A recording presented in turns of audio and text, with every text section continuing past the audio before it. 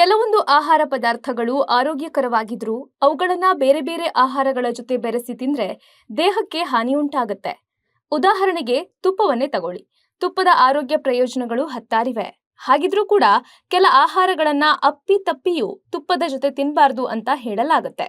ಆಯುರ್ವೇದದ ಪ್ರಕಾರ ತುಪ್ಪಕ್ಕೆ ಜೇನುತುಪ್ಪವನ್ನ ಸೇರಿಸೋದು ಹಾನಿಕಾರಕ.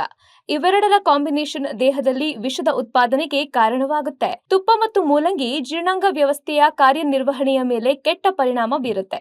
ಮೂಲಂಗಿಯನ್ನ ತುಪ್ಪದೊಂದಿಗೆ ಬೆರೆಸಿ ತಿನ್ನೋದ್ರಿಂದ ಹೊಟ್ಟೆಯುಬ್ಬರ ಅಥವಾ ಅಜೀರ್ಣದಂತಹ ಸಮಸ್ಯೆ ಉಂಟಾಗುತ್ತೆ. ಮೀನು ಮತ್ತು ತುಪ್ಪ ಒಂದಕ್ಕೊಂದು ಹೊಂದಿಕೆಯಾಗೋದಿಲ್ಲ.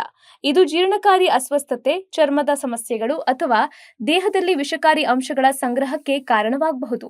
ಮೊಸರು ಮತ್ತು ತುಪ್ಪ ವಿರುದ್ಧ ಗುಣಗಳನ್ನ ಹೊಂದಿದೆ. ತುಪ್ಪವನ್ನ ಉಷ್ಣ ಮತ್ತು ಜಿಡ್ಡಿನದೆಂದು ಪರಿಗಣಿಸಲಾಗುತ್ತೆ, ಆದ್ರೆ ಮೊಸರು ದೇಹಕ್ಕೆ ತಂಪು ಎನ್ನಲಾಗುತ್ತೆ.